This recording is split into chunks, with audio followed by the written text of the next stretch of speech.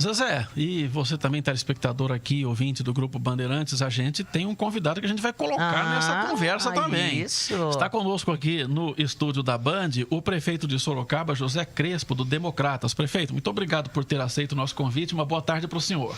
Muito boa tarde, Walter, Zezé. Eu considero um privilégio. Viajei 100 quilômetros, mas com muita satisfação. Naturalmente conheço o Grupo Bandeirantes desde menino, tenho uma grande admiração. Estar em contato com essas milhares de pessoas qualificadas é realmente um privilégio. Muito obrigado. Imagina. Muito obrigado, prazer senhor. É nosso. A gente está aqui tagarelando bastante com relação às nossas opiniões acerca desse convite aí aceito pelo juiz Sérgio Moro para assumir essa super pasta aí da Justiça. E a gente queria saber a opinião do senhor também sobre isso. Com muita sinceridade, eu ouvi a você e a Zezé, não há uma opinião diferente dessas quando as pessoas analisam, e são brasileiras que estão ressentidas com tantos desmandos há tantos anos e não viu uma saída. O Bolsonaro veio e é por isso que houve essa onda tão grande que venceu as resistências e o elegeu. A dúvida agora é se ele vai ter a capacidade para enfrentar ainda mais dificuldades dentro do Congresso. É bom a gente lembrar que o maior poder é o legislativo, não o executivo. Até porque o legislativo é o que pode caçar, numa hipótese, o presidente até. Então, e já houve casos semelhantes, o Collor foi o último desse tipo. Então, é necessário ter convivência, e essa convivência não é fácil, ainda mais diante dos compromissos que o agora presidente Bolsonaro assumiu. Um deles, e ele até se anunciava, e é fácil de concordar com isso, que ele não era nem exatamente político. Aliás, o nosso governador eleito também se definiu. Foi uma afirmação que chocou a muitas pessoas, porque para qualquer cidadão se candidatar, tem que estar afiliado numa agremiação política, um partido. Então é difícil entender, mas vamos lá. No caso do Bolsonaro, ele até mudou recentemente, um pouquinho antes do início da campanha eleitoral, para o PSL, ou seja, ele não tem vivência, história e nem um grupo de pessoas daquele partido. Houve movimentos como o MBL e outros desses movimentos que se agregaram a ele. A dúvida agora é essa, qual vai ser o relacionamento do Bolsonaro com o Congresso, o grande poder, e qual vai ser o relacionamento dele com o próprio grupo político, porque as pessoas que não estão no dia a dia recebendo informações e tomando decisões acabam tendo dúvidas, o que pode gerar críticas, o fogo amigo, como se diz. Então, realmente, eu votei no Bolsonaro, estou torcendo por ele, acima de tudo, porque também sou brasileiro, quero o melhor para esse país. A gente estava com uma ansiedade para que um dia viesse alguém, mas não vamos chamá-lo de salvador da pátria. Claro, não existe, jamais vai existir. Essas mudanças, o ideal é que viesse de baixo para cima, numa mudança cultural, das pessoas entenderem que o único jeito de se construir uma nação próspera e de bem-estar é fazer a coisa certa. Por exemplo, no jargão popular, abolindo de uma vez a lei de Gerson, quando tem oportunidade, mesmo não sendo político, tirar proveito dos demais. Essas coisas são culturais. Portanto, acho que é a hora de todos nós colaborarmos. A eleição passou, me refiro aos que não votaram em Bolsonaro, mas são brasileiros, amam esse país, estão cansados de tantas mazelas, que todos colaboremos para superar isso. Eu concordo com o senhor, prefeito. Um ponto antes das eleições, né? Eu acho que havia dois pontos que se debatiam muito. Primeiro, a democracia está em risco. Nunca acreditei nisso. E o outro é se o Bolsonaro teria capacidade para ser um presidente do Brasil. Tanto em articulação política, que isso daí o senhor deve saber bem disso daí. Não é fácil ser um bom articulador político. Como na escolha das pessoas que vão estar junto com ele, que é outra coisa extremamente importante. E ele goza, assim, de uma certa benesse, que é aquela de ter dito, eu vou escolher, não me vem com partido, acho que isso dá uma certa independência. Como é que o senhor está vendo tudo isso até agora, com a sua experiência de político, de deputado, de tudo? Eu creio que com estupefação. Estamos todos ansiosos para ver se este modelo que aconteceu, circunstancialmente até, vai dar certo. Eu diria, tem que dar certo. Todos nós temos que investir, não necessariamente no governo Bolsonaro, mas naquilo que ele representa de possibilidade de mudanças. E vamos nos lembrar, os partidos políticos também estão em decadência. Completa. Quem é que vota ou acredita em partidos? Eu tenho o meu, gosto do meu partido, sou leal ao meu partido. Mas, infelizmente, os partidos, ideologicamente, convergiram para o centro. É difícil distinguir ideologicamente um partido de outro.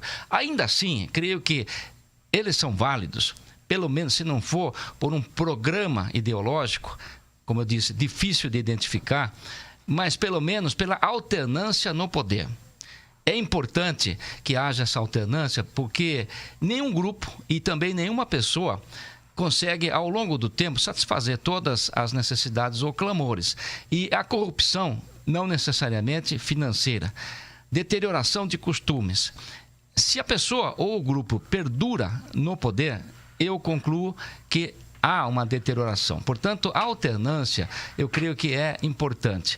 E neste caso do Bolsonaro, cá entre nós, aonde ele encontraria as pessoas para compor o primeiro escalão? Ele já reconheceu, creio que foi até um traço de humildade, mas todos sabemos disso, que ele não tem uma cultura geral, mas quem teria? Vamos olhar para o Lula, para Dilma, os recentes. Houve presidentes, certamente, mais cultos do que a média, como o Fernando Henrique. Mas não é suficiente que uma pessoa saiba tudo, tenha uma cultura tão superior. Ele tem que formar uma boa equipe. Claro. Se a gente acredita nisso, é exatamente o que o Bolsonaro está fazendo. Em vez de chamar de um pequeno grupo de partidários do seu partido ou partidários em pensamentos, ele está abrindo o leque. Portanto, escolhendo pessoas que têm crédito popular. Se tudo isso vai dar certo, ainda é cedo para dizer, mas eu volto a afirmar. Para dar certo, todos temos que investir. Temos que colaborar, de preferência de baixo para cima. Eu vivo numa cidade que é até uma grande cidade. Naturalmente é menor do que Campinas, mas está entre as maiores do país. Sorocaba hoje tem 700 mil habitantes, tem um orçamento de mais de 3 bilhões de reais. Portanto, eu entendo que nós lá também e em outras cidades daquela região podemos e devemos dar o exemplo na administração municipal, que é algo pequeno, mas o Brasil melhor tem que nascer de baixo para cima, dos municípios para Brasília e não no sentido contrário.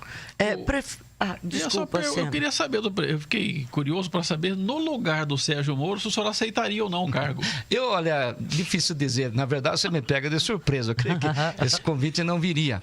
A minha política já tem quase 30 anos, mas eu sempre tive vontade e vocação de fazer uma política local e regional. Fui deputado 3 vezes e sempre me dediquei àquela região sudoeste, que é a minha região de nascença. Mas eu diria, se a pessoa tem vontade de colaborar e tem esta visão plural de formação das melhores equipes, por que não? Não precisa.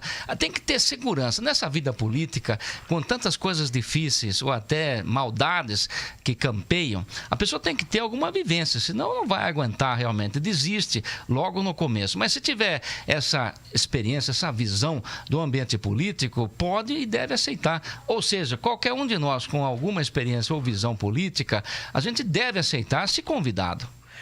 Bom, prefeito, a gente tem Sorocaba hoje, como o senhor disse, uma das grandes cidades do país e assim uma cidade, um grande polo produtivo. E temos um novo governador cujo vice é do seu partido. O que Sorocaba pode esperar? O que o senhor pediu e o senhor faz questão que seja entregue, porque o senhor apoiou bem o João Dória lá. Sim. Que seja entregue à cidade e à região de Sorocaba. Porque eu acho que hoje o senhor fala muito também pela região de Sorocaba, né, prefeito? Sim, Zezé.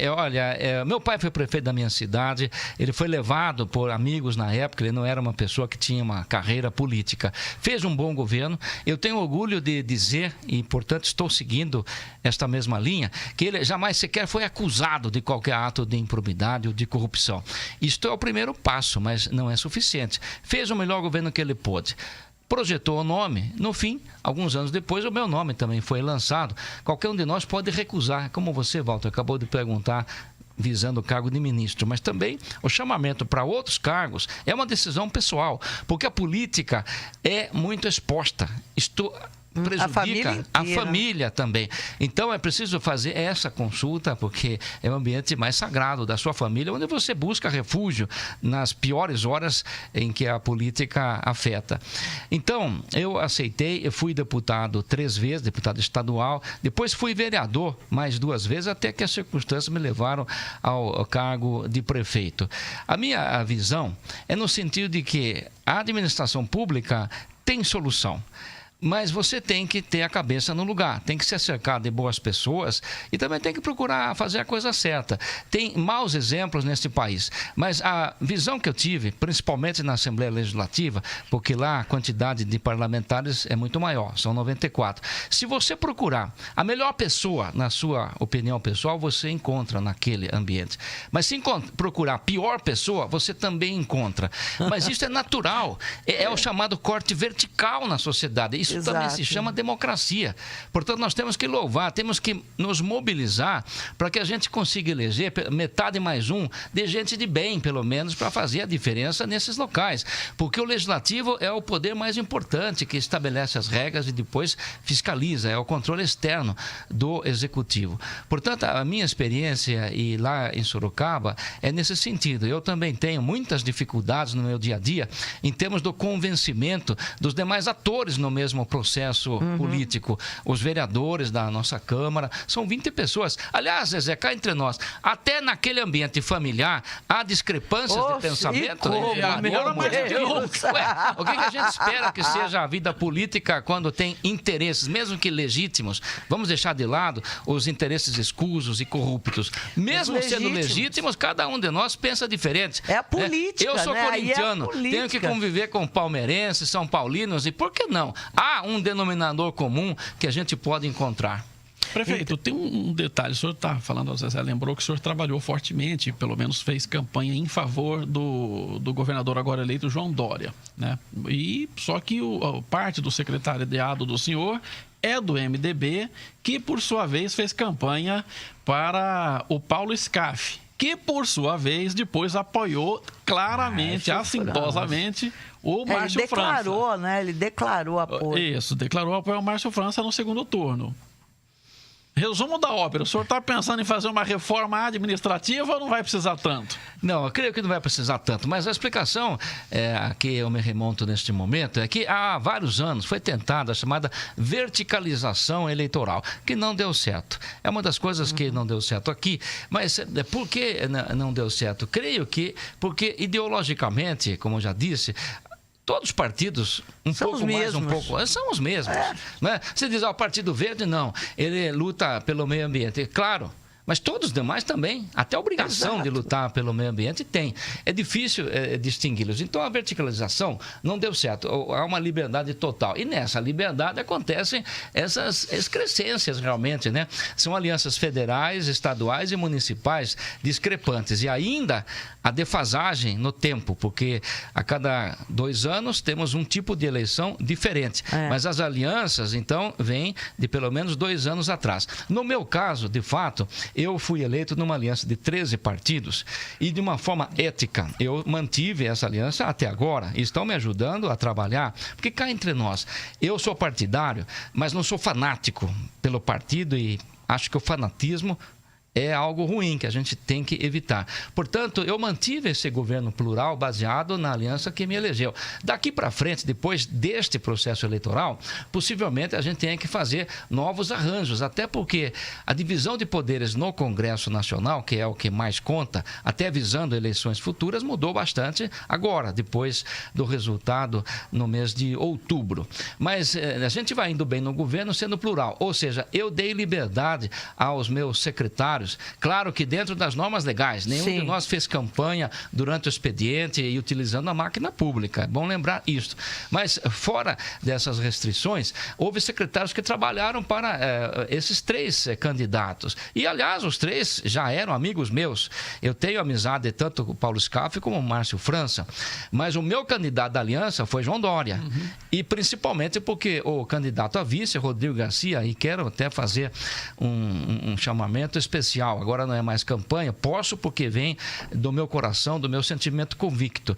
Se há poucos políticos neste país que eu conheço bem e põe a mão no fogo, um deles é Rodrigo Garcia.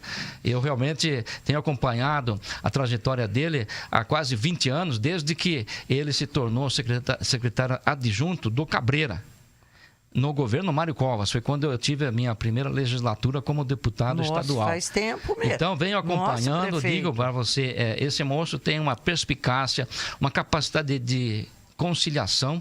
Foi eleito presidente da Assembleia com todos os partidos lá, contra o candidato favorito, que era do partido dominante, o PSDB. Mas manteve um ótimo relacionamento com o PSDB. Haja vista que ficou candidato a vice também do João Dória no PSDB. Então, o Rodrigo Garcia realmente é o meu líder político, uma pessoa que eu admiro e espero continuar seguindo e colaborando com ele onde quer que ele esteja. Isto como cidadão. Nossa, o prefeito de Campinas também elogiou muito o Jonas Donizete. Elogiou muito. Você, Zezé, eu conheço muito bem o Jonas, porque o Jonas e eu fomos contemporâneos, deputados estaduais na Assembleia. As circunstâncias nos levam, como eu falei, se não é uma ideologia, aquilo que nos prende, nos obriga, e realmente não é, então são circunstâncias. O Jonas acabou perfilando juntamente com o Márcio França no PSB. Isso foi natural. Não quer dizer que a política dele é melhor ou não. Simplesmente essas circunstâncias. O importante é governar. O povo também não está interessado em discurso e também nem em ideologia. Ele quer resultados. É para isso que os políticos, pelo menos depois que termina uma eleição, têm que achar um jeito de produzir o resultado para o povo, porque o povo no momento, ele detesta a política e, aliás, também os políticos. Isso tem que acabar. Não tem sentido tanta abstenção, brancos e nulos, e o povo sempre reclamando dos políticos que elege até. Onde vai um país desse jeito? Nós temos que evoluir culturalmente, acompanhando, fiscalizando, entendendo as razões dos políticos, porque, olha, eu sou prefeito. Eu, quando tomo decisões, e a maioria são as chamadas de Sofia, difíceis.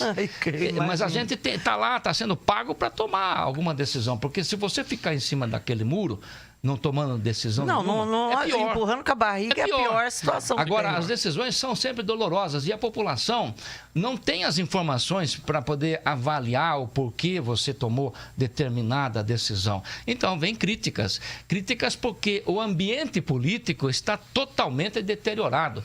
As pessoas, mesmo que votaram num determinado candidato, ele se elegeu com facilidade. Confiam. É falta de confiança. Nós temos que resgatar ou construir a confiança do povo nos políticos que estão eleitos. Prefeito, o que o senhor está reivindicando para Sorocaba e região? É uma ligação com São Paulo por via férrea? Essa é uma delas. Porque aqui tem isso aí que a gente está pedindo, mas já faz umas 2 décadas que eu estou no jornalismo, acho que faz umas 3 décadas e já era um pedido. Põe década Como é que nisso, tá isso? Como é verdade, que a coisa eu acompanho bem, até porque eu sou ferroviário. Política não é exatamente uma profissão. Eu ainda sou ferroviário, porque como eu fiquei deputado muitos anos, eu não pude nem sair da ferrovia. Houve planos de incentivo, até com dinheiro oferecido, mas eu não pude. Eu estava deputado, não podia voltar para receber esse dinheiro, o PDV, na ocasião. Então, eu era da FEPASA, depois a FEPASA acabou, fui para a Rede Ferroviária Federal, que também acabou. Eu sou engenheiro ferroviário da Valec, que é a sucessora, mas nunca estive lá, por sinal, em razão dos mandatos que eu desempenhei. Mas eu gosto da ferrovia e tenho vários projetos. Um deles é o VLT de Sorocaba, que são assuntos extensos. Creio que não será possível explicá-los muito hoje. Mas como ferroviário, eu estou valorizando este modal, até porque o rodoviarismo é importante.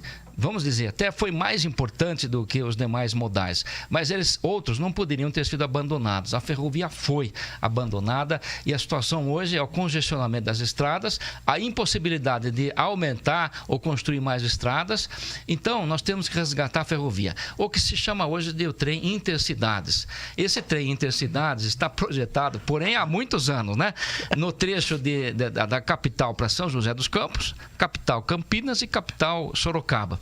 Então, tem todos os trilhos, prefeito. e olha, não precisamos ter um trem de alta velocidade. Nessas coisas, o ótimo é inimigo do bom. Sim. Podemos aproveitar o mesmo traçado, no nosso caso, bitola métrica, mas olha, para a gente atingir 80 km, até 100 km, é perfeitamente possível no traçado atual, que tem curvas, tem uma tecnologia moderna, mas acessível, de trem pendulares que compensam a força centrífuga sem precisar retificar o traçado ferroviário, ou seja, vai ser algo muito bom. E o Zezé já adivinhou com a sua intuição feminina que eu já pedi isso para o governador antes da eleição. Porque eu acredito Espero que ele nos atenda.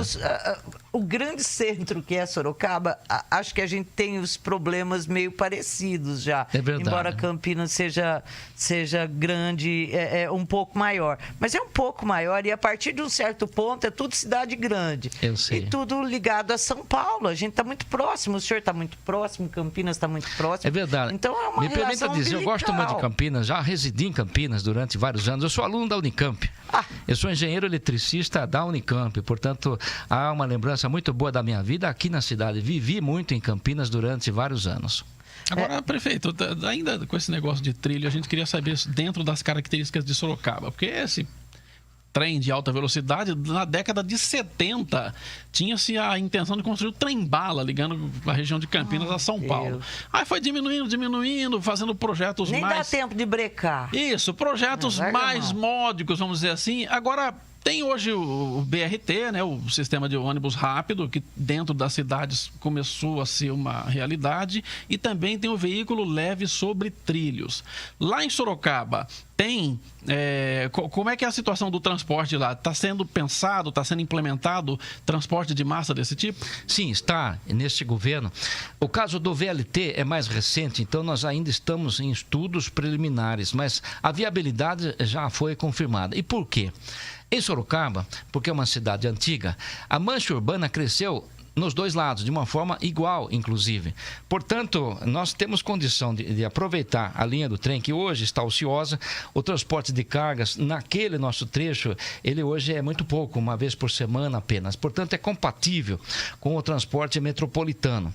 Então, a ideia é a gente fazer o aproveitamento. Isto é um problema para a cidade, porque esses trilhos dificultam a transposição rodoviária.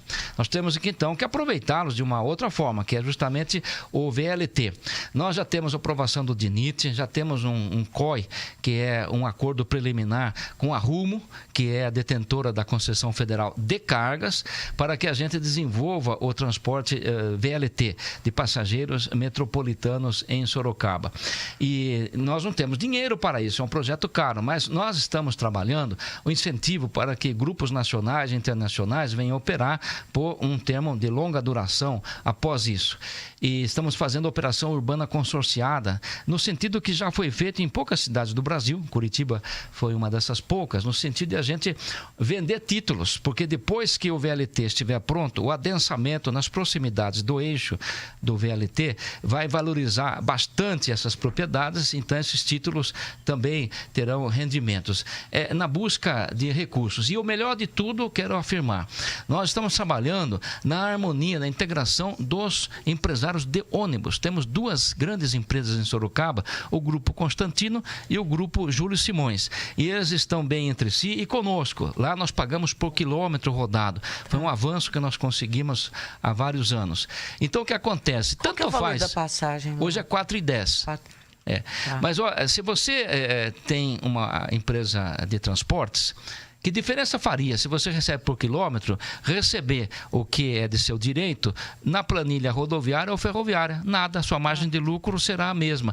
E é nesse sentido, nós vamos fazer o remanejamento de todas as linhas rodoviárias, diminuindo essas linhas e jogando os passageiros em transbordo na linha ferroviária. Portanto, os empresários de ônibus, esses dois grupos que eu mencionei, já estão lá, eles não vão perder nada. Pelo contrário, eles vão ganhar em tempo de viagem. A população vai se deslocar para o destino em cerca da metade do tempo que, olha, Quem é que gosta de ficar dentro de ônibus? Ninguém, é uma necessidade apenas, né? Então, o nosso grande objetivo é reduzir pela metade o tempo que o cidadão leva dentro do ônibus lá em Sorocaba. Que beleza, nossa. Mas isso no trecho leste-oeste. Eu acho que todo trabalhador deve ficar muito feliz. Eu espero, isso, claro que... É infernal. Mas, Zezé, alguns não acreditam, sabe? A política está tão desacreditada. Eu tenho uma imagem muito boa no sentido da honestidade, mas isso não é suficiente. É preciso que as pessoas acreditem que nós vamos... As soluções estão sendo propostas e que são as melhores. Aliás, lá tem gestão compartilhada na saúde, nas creches, é isso. Explica Estamos trabalhando muito. Isso também não foi fácil. Mas veja, nós cumprimos leis. É estranho dizer isso, é uma obrigação. Só que na hora que a gente vai cumprir as leis que já foram aprovadas pela população, sempre tem resistências, né? Muito. Eu me refiro à lei de responsabilidade fiscal, que veio impor limites à ânsia de políticos gastarem o que não tinham. Principalmente para ter cabo eleitoral, né? Porque na verdade é isso, né? Resumidamente. Mas os municípios, infelizmente, eles têm muitos encargos e não têm o dinheiro correspondente. Aliás, é algo que eu gostaria que o governo federal agora fizesse, que é o novo Pacto Federativo. Ele está falando disso, Jonas Donizete é o meu presidente da Frente Nacional de Prefeitos. Vai ter reunião essa semana. Eu sou vice-presidente de planejamento urbano da Frente. E nós temos tido essas discussões. O novo Pacto Federativo é fazer com que os recursos que fiquem no município já fiquem de saída e não tenhamos que ir para Brasília trazer de volta aquilo que tem que ser do município. Implorar, né? Uma redistribuição das funções dos vários governos, federal, estadual e municipal. As questões sociais deveriam ficar mais e mais com municípios, porque prefeito, vereador estão mais próximos da população para explicar ou para sofrer as críticas que sejam necessárias. E não o governador e o presidente. O presidente deveria, na verdade, cuidar da moeda, da defesa nacional, cuidar das relações com outros países, coisas assim. A parte social deveria, mas às vezes estamos longe de chegar neste ponto, porque não tem ninguém clamando por isso. Eu não sei, nem mesmo esse novo Congresso se vai fazê-lo. Mas existem muito boas ideias e a gente está tentando avançar nessas ideias. Vamos esperar. Prefeito, nosso tempo se esgotou. Muito obrigado pela gentileza, pela entrevista aqui. Uma boa tarde para o senhor. Sou eu que agradeço, Walter, Zezé, a todos voltem, prefeito. Equipe. Me permite deixar um abraço com o Salomão também. Aliás, que já foi lá. Eu vim hoje aqui com muito gosto. Mas ele já foi uma vez lá. Nós fomos. Você também, né? É verdade. Bastidores do Poder transmitido de lá. Então, estou retribuindo hoje aqui. Isso, obrigada. E vamos manter essa nossa ponte. Olha, a macrometrópole, aliás, Campinas, São José dos Campos e Santos são a referência. Sorocaba é a quarta. Somos 4 cidades na macrometrópole que, pela distância com a capital e por outras circunstâncias, na média, nós somos referência uns para com os demais. Eu tenho usado essas referências na hora de subir a passagem de ônibus, na hora de majorar o salário dos servidores. Eu tenho feito pesquisas, na média, Campinas, São José dos Campos e Santos, porque é a melhor referência que nós temos. Nenhuma das cidades pode ser uma ilha, né? Exatamente. A gente tem que se comparar com as outras, pelo menos aquelas que sejam paradigma, para que a gente possa seguir o mesmo caminho. Então, fico feliz, muito obrigado. Quando puderem, agora a próxima visita é lá, tá? Tá bem. Aí a gente fica... almoçar comigo. E não se esqueça, aquele dia vocês foram com pouco tempo. O feijão tropeiro é a nossa especialidade lá em Sorocaba. Da cidade de Sorocaba? Nós temos um ciclo da nossa história. Numa padaria lá é real. É a coxinha com catupiry, também é campeã. Mas então, eu faço isso no ar, porque sei que tem muitas pessoas aqui que conhecem Sorocaba. E eu também tenho um pouco de Campinas, que morei aqui naqueles meus anos da Unicamp. Fiquem com Deus, muito obrigado. Vocês são ótimos no que vocês fazem, são os melhores do nosso país. Portanto, como cidadão e ouvinte, eu quero registrar isso também. Muito obrigado, prefeito. Obrigado, Obrigada José Crespo.